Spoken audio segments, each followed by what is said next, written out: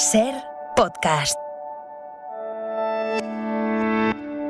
Buenas noches, te voy a pedir un seudónimo para arrancar la conversación. ¿Cuál? Voy a elegir Freddie Mercury. Freddie Mercury. Vale. Bueno, este es un viaje que arranca en el mar. Nos despediremos en un faro. Entonces, si yo te pregunto cuál es el primer recuerdo que tienes del mar, quién te llevó, de la mano de quién, ¿qué te sale? Pues no lo recuerdo muy bien porque yo me crié lejos del mar. Yo soy de montaña. Pero es verdad que tengo muy buenos recuerdos en el mar. Recuerdo que nosotros ir a la playa era un viaje de ida y vuelta en el mismo día, porque vivíamos lejos. Entonces, recuerdo ser pequeño y estar rebozándome en la arena, aunque luego me dejó de gustar la arena. Pero la verdad que los recuerdos del mar que tengo son más recientes, no tan antiguos. Vale, ese viaje en coche, yendo a pasar el día a la playa, un viaje de ida y vuelta, ¿quién estabais en ese coche? Pues puedo ver a mi madre conduciendo, muy jovencita, a mi abuela Joaquina, a mi abuelo Gabriel, no sé si ha venido o no, y a una amiga de mi madre que se llama Mari, y ha estado con nosotros toda la vida. ¿Ves cómo de repente vuelves a esa imagen en el coche? Sí. Y aparece Mari, el abuelo Gabriel, Joaquina, tu madre. Si tú te recuerdas mirando al horizonte, ¿qué estarías pensando? Pues probablemente pensaría en dónde vamos y qué hay detrás de eso, ¿no? Y qué esconde el océano. Es una bonita metáfora porque cada uno llevamos un océano dentro, ¿no? Y escondemos muchas cosas muy privadas o que tal vez ni nosotros conocemos. Y eso es interesante. Tu madre era cartera. Sí. Sí. ¿Qué recuerdas de cuando ella iba con el carro de aquí para allá, las cartas? Conocería a todos los vecinos, claro. Sí, y la aman. La amaban y la aman. En la etapa de cartera de mi madre, recuerdo, antes de que se sacara la oposición, decirle a todo el mundo, mi madre tiene un libro de 400 páginas y se las tiene que estudiar todas. Yo se lo decía a todo el mundo. Y recuerdo la distancia. La destinaron a Villacarrillo, un pueblo de Jaén, y estuvo allí un tiempo, y fue mi primer contacto con la depresión. Y cuando tú te quedaste con los abuelos, ¿no? Sí, estaba muy bien cuidado. Sí, pero ella se fue. Pero me separé de mi madre por primera vez, yo tenía 8 años. Y fue mi primer contacto con la tristeza, claro.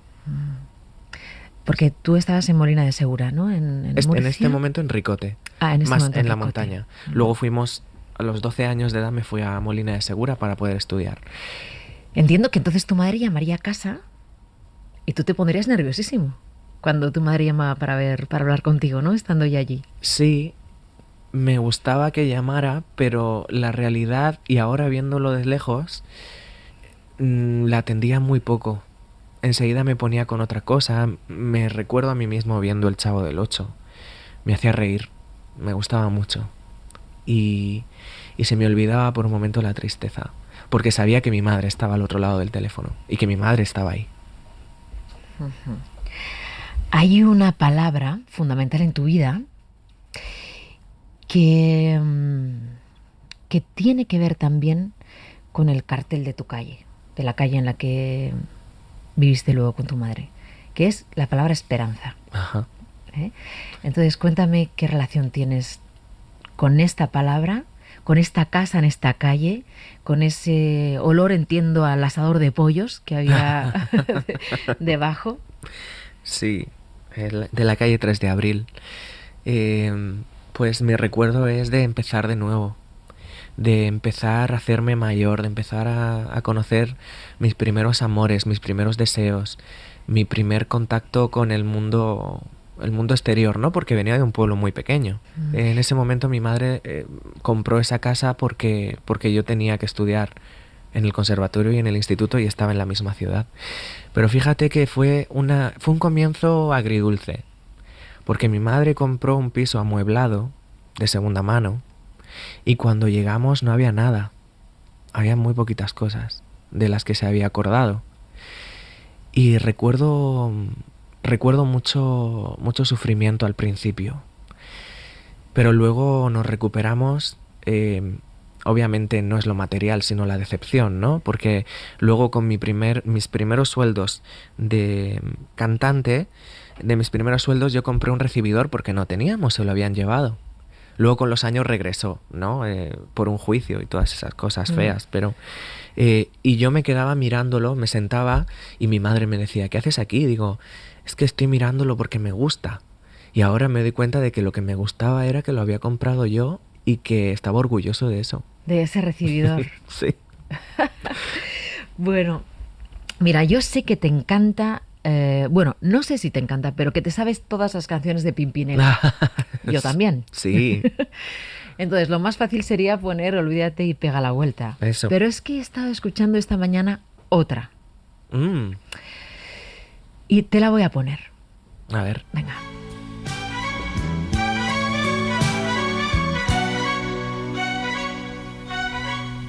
Se me pasa la vida esperando por ti, a que al fin te decidas si marchas o quedas. Se me pasan los años sin poder ser feliz, entre tantas palabras y tantas promesas.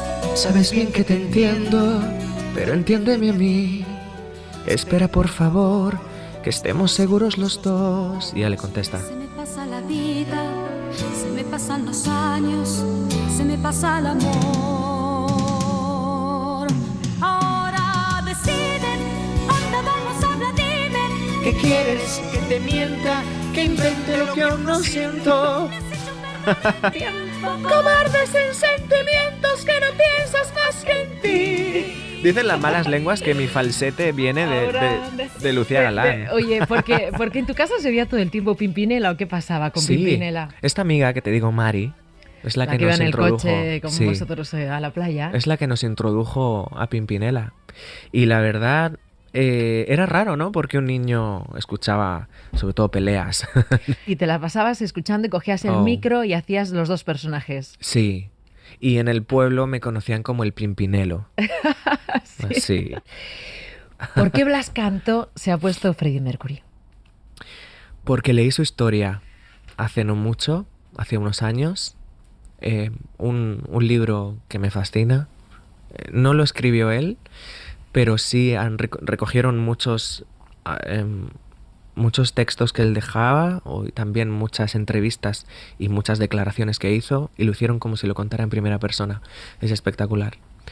Y lo he elegido porque encuentro también, salvando las distancias, obviamente, la pasión que él tenía en mí a veces, ¿no? Y esa frustración que provoca ser tan pasional. Eso me conecta. Y por eso, y me gusta cómo era, a pesar de, bueno, ya sabes, la vida que llevó en algunos momentos. Reconocido por él, obviamente. Tú siempre cantaste, ¿no? Blas Cantó siempre, desde pequeñín. Decía tu abuela Joaquina que cuando tenías que hablar, tarareabas canciones en lugar de hablar, que siempre has tenido la música metida dentro. Sí. Sí, recuerdo esas historias que me cuentan sobre mí siendo un bebé, que yo, obviamente, si no me las contaran, las hubiera olvidado. Estar en el andador de niños, en el tacatac, en el tacataca, sí. Yendo al pilotito rojo de la radio, quedarme hasta que se acababa el programa o lo que fuera, y cuando el pilotito se apagaba, porque seguramente alguien lo apagaría, yo ya me retiraba, pero pasaba horas y horas cantando, horas y horas. No recuerdo el momento en el que empecé a cantar. Creo que ha sido toda la vida, no he hecho otra cosa. He sido un nini hasta ahora. Bueno, a ver, vamos a ir repasando poquito a poco la trayectoria hasta llegar hasta este mes de septiembre del 21. Pero ¿tu madre y tus abuelos siempre creyeron en ti? Siempre. ¿Blas? Siempre. Hace poco vino a verme a un concierto una profesora que tuve con 5 o 6 años, muy, muy pequeño. Y le recordaba a mi madre por WhatsApp que mi abuela le decía, mi hijo, sí, quiere ser artista. Y ella le dijo, tranquila que lo será, lo será. Ganas el Veo Veo. Estuvo Teresa Raval aquí hace poco. Has dicho muchas veces que estás agradecido a Teresa Raval, ¿no? Muchísimo. Porque ganaste el primero, el que se haría, entiendo, en Murcia, luego en Nacional, en fin, que tu trayectoria pública puede empezar ahí. Pero luego montáis este grupo tan exitoso, ¿no? Aurin, que arrasa entre la gente de vuestra edad. Cuando digo arrasa, es que, bueno, vamos a escuchar un fragmentito de un concierto para que la gente que no haya seguido tu trayectoria con Aurin o no sepa a qué nos referimos, de repente alucine, ¿no?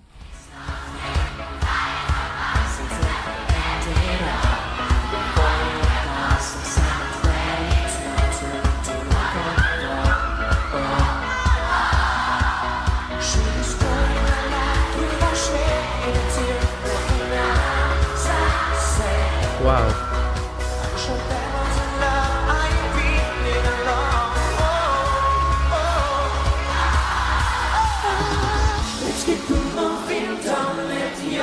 Wow. ¿Dónde se va tu cabeza al escuchar esto? Miles de personas cantando vuestras canciones. Qué impresionante, ¿eh? Porque hacía tiempo que en España no pasaba eso y encima en un grupo cantando en inglés, que en nuestro país es muy raro, ¿no? Estoy orgulloso porque además esta canción la compusimos nosotros. Esta canción fue nuestro primer gran éxito, Heartbreaker, y me gusta mucho escucharlo porque me lleva a un lugar en el que yo estaba muy feliz, estaba muy cómodo, me gustaba mucho lo que hacía, las canciones, viajar, era muy bonito.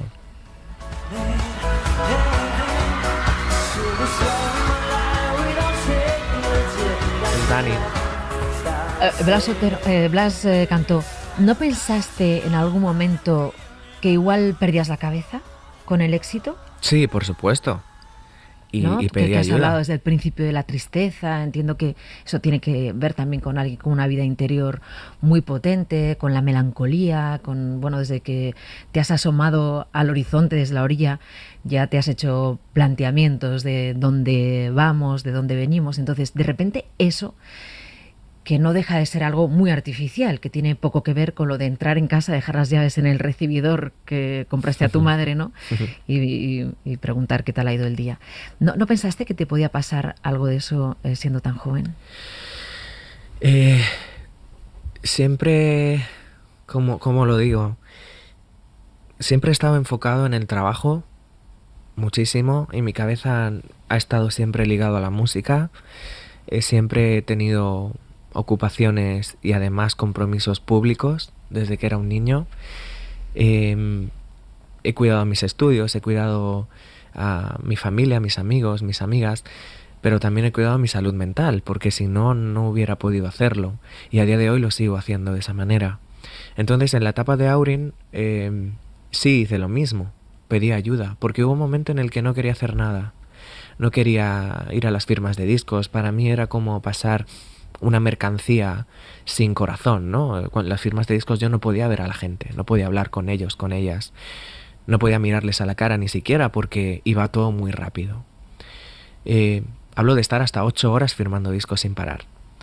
Y eso te deja huella y tienes que saber gestionarlo, porque si no se apaga tu mundo, no tiene sentido. Y el sentido es la música para hacer sentir cosas buenas, no malas, ni estrés, ni nada de eso.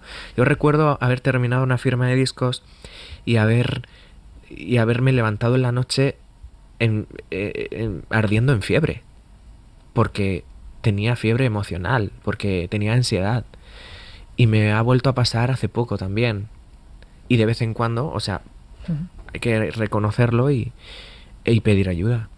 Cuando te pasa eso, llamas a casa, llamas a tu psiquiatra, a tu psicólogo. ¿A quién llamas cuando te pasa eso? Cuando tienes de repente esa necesidad de ayuda. La primera vez llamé a una amiga. Vino de una fiesta en la que estaba y vino a ayudarme, porque yo no sabía lo que me pasaba. La segunda vez le toqué la habitación a Rocío, que está conmigo ahí detrás, Rocío Crenes. del hotel fui y tiritando le dije que necesitaba ayuda, no sabía lo que me pasaba.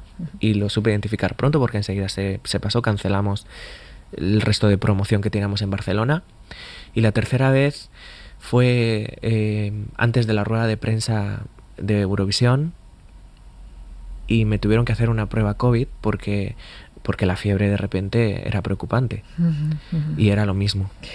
Oye, Blas Cantó, ¿cómo llevaste lo de Eurovisión? Porque para que veas cómo es la vida, ¿no?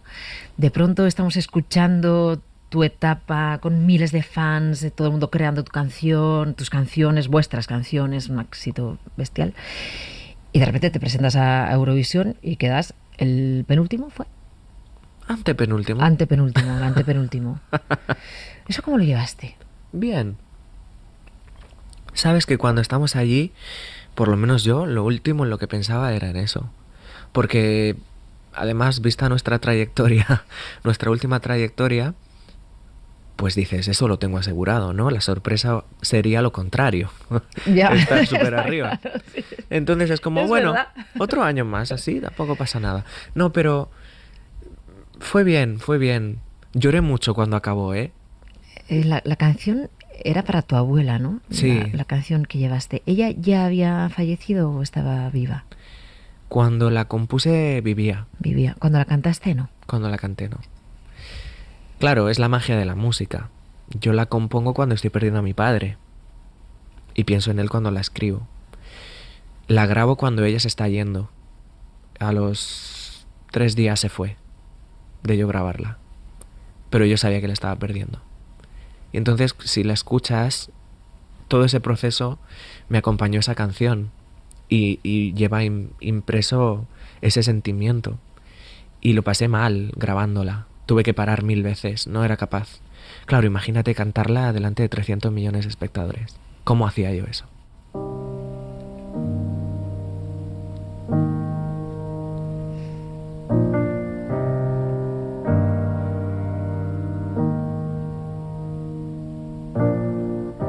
Quédate esta noche para ver amanecer, para sentir tu voz acariciándome. Quédate un segundo más, no hay nada que perder, mientras dibujo más de memorias en tu piel. He bajado el cielo para descubrir que se esconde en tu mirada solo unos centímetros de mí. Voy a quedarme, prometo quererte más que ayer. Voy a besarte muy lento como la primera vez y dejar atrás el miedo. Con tu alma entre mis dedos quédate, porque yo voy a quedar. Sabes que hay una imagen que me está veniendo a la cabeza que es una de las más bonitas de las que he leído en la documentación, que es tu abuela bañándose en tu piscina de Rivas y disfrutando de ese jardín, Qué ¿no? bonito, sí. Qué bendición que viniera, porque además no viajaba nada. Era muy esclava de su casa. Y eso me persigue todos los días. Me hubiera gustado que hubiera sido diferente. Pero la arranqué de ahí. ¿Puedo venir? A la casa, al jardín. Tú esta imagen la tienes en mente, bañándose en la piscina. Haría años que no se bañaba igual en una piscina, ¿no? Y que Pues no por estaba lo ahí en menos el 20. jardín. Por lo menos 20 años. Estaba orgullosa. ¿Y qué decía ella? Oye, pero... Esto es de mi hijo. Esto es de mi hijo y qué bonito, ¿no? Que lo haya vivido. Que haya podido vivir tantas cosas que ella me ha regalado a mí, porque no es al revés, ella me lo ha regalado a mí, porque gracias a ella he podido hacerlo.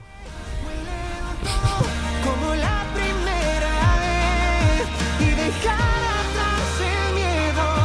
Con tu alma entre mis dedos quédate, porque yo voy a quedar. ¿A qué has perdido el miedo, Blas Cantó? Dios mío, sabes que yo nunca he tenido mucho miedo. No quiero decir que sea tan pues valiente, ¿no? Todos tenemos miedo. Pero si tal vez he perdido el miedo a algo, ha sido a mostrarme tal y como soy, sin necesidad de explicar demasiado, simplemente siendo. Esa era la búsqueda, ¿no? De qué soy, qué digo que soy, cómo me muestro, pero en el camino de buscar etiquetas nos olvidamos de ser. Eso es lo que yo pienso. ¿Cuál es la lección más importante que has aprendido de tu madre? Todas. Todas. A perdonar. A perdonar. Has mencionado a tu padre hace un momento, ¿no? En la entrevista, que coincidió su fallecimiento también, su muerte con todo este proceso de la canción de Eurovisión. Bueno, como eres tan transparente, lo has contado en tus redes, que tú te reencontraste con él ya después de muchos años porque se separaron tus padres, ¿no? Cuando dices lo de perdonar, que es la lección que te ha enseñado tu madre, ¿tiene que ver con tu padre? Claro que sí. Claro que sí, fue la primera que lo perdonó. Por eso a veces se escapa de mi entendimiento que los demás no consigan perdonar. A ellos mismos, por ejemplo. ¿En qué momento estás ahora? Estoy recuperándome todavía. En casa me dicen pues que no me meta mucho en el bucle de estar mal, ¿no? Pero me he permitido estarlo, muestro que lo he estado todavía y ahora estoy recuperándome, quiero decir. No tengo miedo, como te he dicho antes, de mostrarme como soy, como estoy. Estoy recuperándome. No quiero tampoco sentir que soy, como te diría, un alma en pena, ¿no? Pero es que ha sido 2 años muy malos y no puedo negar que lo han sido. Y también te puedo decir que a partir de ahora y de un tiempo acá me siento muy bien. Siento que el dolor no ha desaparecido, pero estoy sabiéndolo llevar. Que en mis conciertos puedo cantar mis canciones, que antes no podía en este proceso. Porque después de Eurovisión me rompí. Porque aguanté mucho dolor, mucha fragilidad en mi voz, muchas ganas de llorar todos los días, absolutamente todos los días. Y después de eso lo hacía también, lloraba todos los días. Entonces, pues como dice mi madre, ni calvo ni con 2 pelucas, ¿no? Vamos a intentar estar bien, yo estoy bien, me siento más fuerte cuando hablo de ella, de mi abuela, o de mi madre o de mi situación. Me emociono, pero de otra manera puedo hablar. Antes no. Y me siento orgulloso y contento. Blas Cantó, ¿sabes que antes te llamaba Blas de Otero? Es un poeta sí, alucinante. También súper profundo, la verdad. Vamos a irnos a un faro. Entonces, bueno, siempre busco esa imagen, ¿no? La luz del faro girando, la lámpara, con su propia cadencia. Cada faro es único en el mundo, gira a un ritmo distinto. Vamos a imaginar la noche, suenan las olas rompiendo contra el acantilado. Entonces, elige con quién quieres estar y qué música pondríamos a este momento.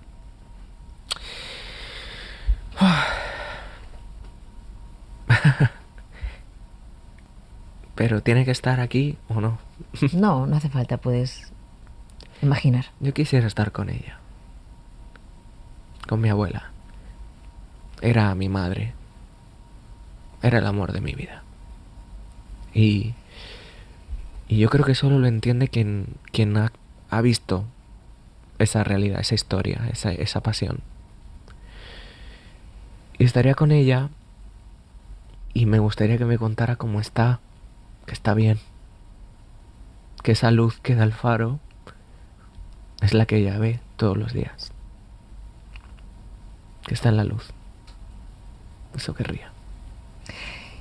¿Y le cantarías tú algo? ¿Querrías que sonara algo que a ella le gusta especialmente? ¿Su canción favorita tuya? Le dio poquito tiempo a escuchar mi repertorio, ¿no? Escuchaba cantando versiones. ¿Cuál, por ejemplo? Pero probablemente la etapa más bonita fue cuando versioné los premios Veo Veo, Si tú no estás aquí, de Rosana. Esa canción. Blas Cantó, ha sido una gozada tenerte aquí. Igualmente. Muchas gracias. Me siento libre y y con personas como tú, más aún. Así que gracias. Buenas noches. No quiero estar sin ti. Si tú no estás aquí, me sobra el aire. No quiero estar así. Si tú no estás, la gente se hace nadie. Si tú no estás aquí, no sé qué diablos hago amándote.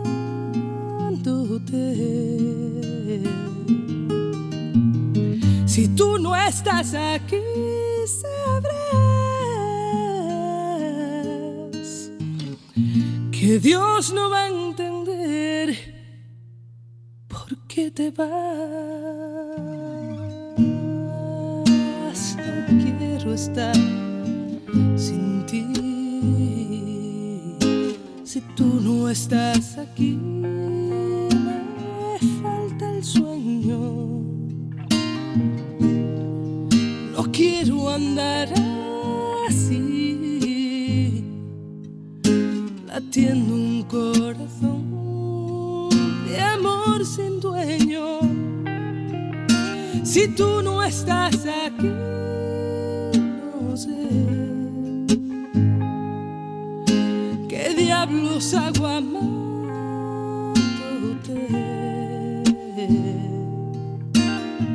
Si tú no estás aquí, sabrás que Dios no va a entender por qué te vas. Derramaré mis sueños si algún día no te tengo. Lo más grande se hará lo más pequeño. Pasearé en un cielo sin estrellas esta vez, tratando de entender quién hizo un infierno el paraíso. No te vayas nunca, porque no puedo estar sin ti. Si tú no estás aquí, me quema el aire. Si tú no estás aquí, no sé qué diablos hago amándote.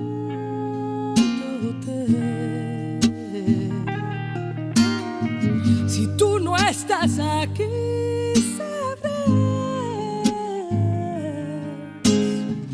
que Dios no va a entender por qué te vas. Si tú no estás aquí,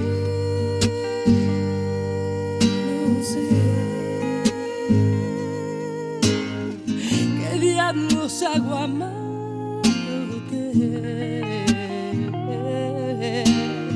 Si tú no estás aquí, sabrás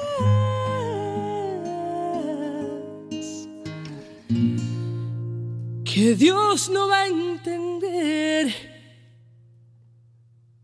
Suscríbete al Gato Pardo. Todos los episodios y contenidos adicionales en nuestra app de Cadena Ser y en nuestros canales de Apple Podcast, Spotify, iVoox, Google Podcast y YouTube. Si tú no estás, Escúchanos en directo en la Ser de lunes a viernes a las 2:10 de la madrugada.